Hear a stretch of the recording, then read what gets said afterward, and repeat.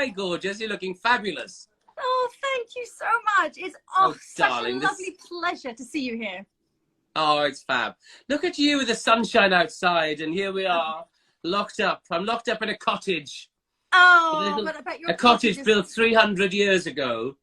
Yeah, it's built in 1700, this cottage. So it's a little bit, Wow. Okay. This little house was not born in 1700s.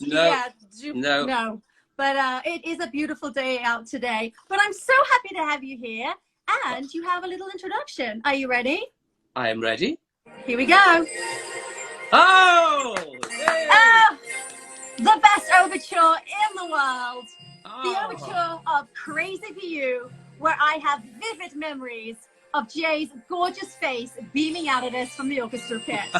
My effervescent Welsh bundle of sparkly magic dust guest today is a West End showstopper himself, just like all the musicals that he has been musical director of for the past 30 plus years. Jae has worked with the best of the best in musical theatre. He has conducted the most fabulous and famous orchestras around the world, and he has entertained audiences nightly, stealing the show during the overtures and the finales with his dancing in the orchestra pit podium. Quite frankly, there is no one like our caveat, Jae, and I am thrilled that he is here today on the show. Please welcome the fabulous Jae Alexander. Hey, it's lovely to be here. Listen to this overture. It's the best, right, Jae? Oh, it's the best overture ever, that. It's absolutely brilliant. God, did we have some fun on that show? It was like... My God, Jae. That was the best time in my life. It truly was. It truly was. I think for all of us. I know all of us listening in as well. I know there's so many Crazy for You people listening in, and so many people love you. Katie's saying we love you, Jae. I will try and pick up on as many comments as these as I can, but you are truly loved. How have you been during COVID? How have you been coping? Because you had the amazing Whoopi Goldberg show, Sister Act, that was supposed to come back. What's happening with that? Well, I started rehearsals on March the 16th and got sent home on the 17th. That was it. So, the show was postponed. We thought then we didn't know how long really. And we were opening in Leicester, the Curve Fest Leicester, and then a short tour. And then I was in the middle of the tour. I was meant to go to New York for 2 weeks, rehearse with Whoopi Goldberg and Jennifer Saunders and some of the other principals coming over there. And suddenly my year, which looked absolutely fantastic, I got locked up in my London, house. So that was that. And then we decided to move up into the country, sort of leave the place down there to come up in the countryside and do the cottage up, because we haven't been here really in such a long time. And it was a chance to get away from London and also the busyness. Everything's so busy in London. And even if you go walking, you're still surrounded by people. But where we have this cottage in Cambridgeshire, it's so quiet. It's lovely. Yeah. And it has a thatch. It's a thatched cottage? Yeah. Oh my gosh. Those of Americans listening in, thatched, I mean, I don't know if you know, but it's like a roof that is made of straw, really. Hay and straw. That's put together, and I loved thatched cottages. How romantic, and it's 300 years old. That's gorgeous. It's 300 years old, and the walls in this room, in the dining room here, and this is made of wattle and daub, which is made out of all sorts of things. It's really, I mean, it's there's lots of in it as well, but it's beautiful. Do you have to duck when you go in? No.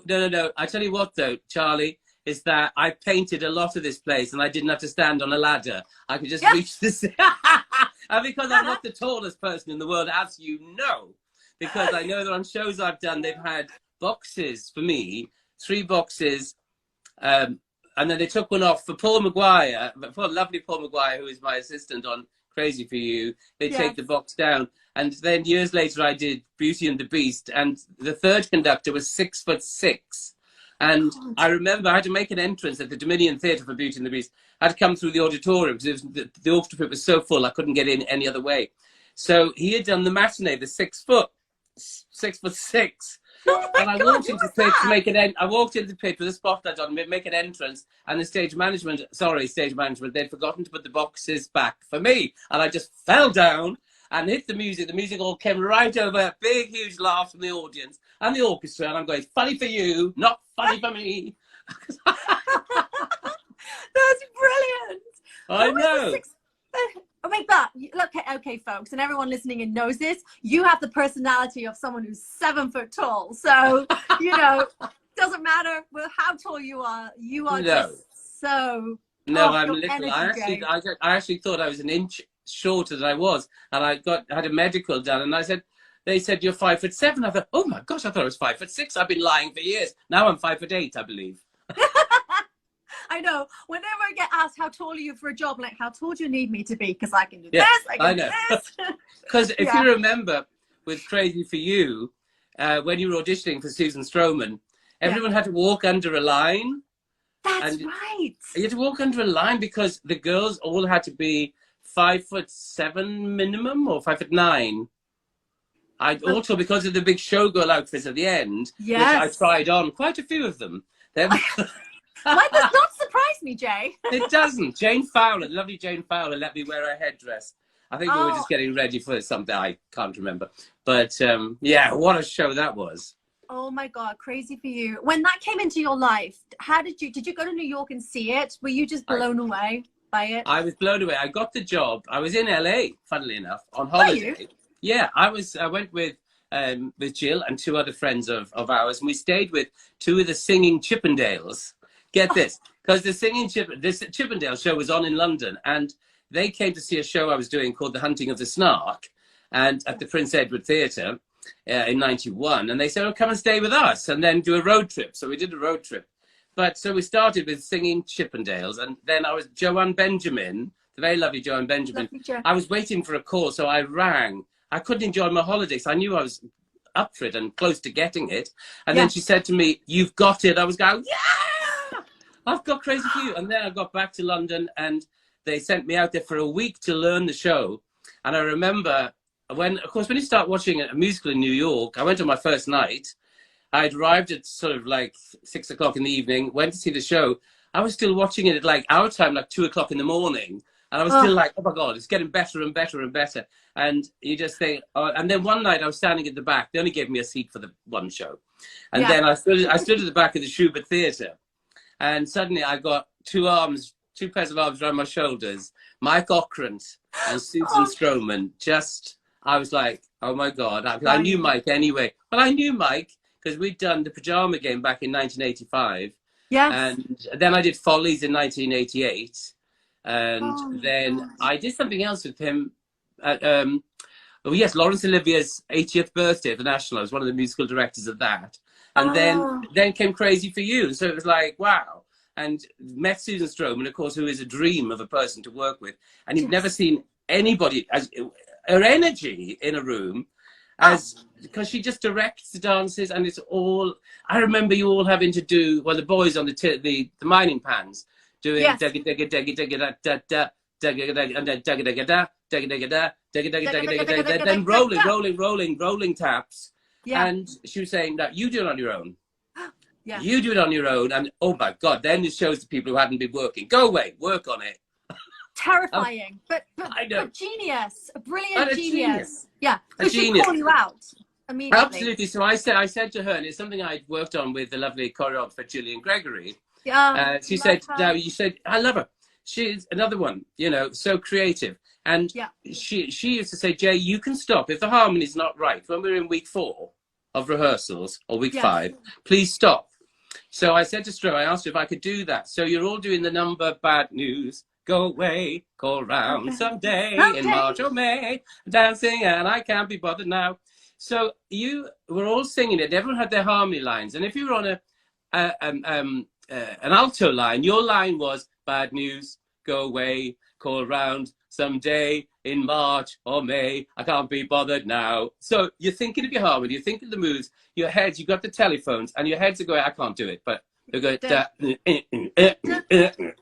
right. I know, doing that. And I said, stop. I said, and Stro said, oh, please tell them. I said, well, look, girls, I mean, you just got to think what you're doing. You're all like dull faces. Dull.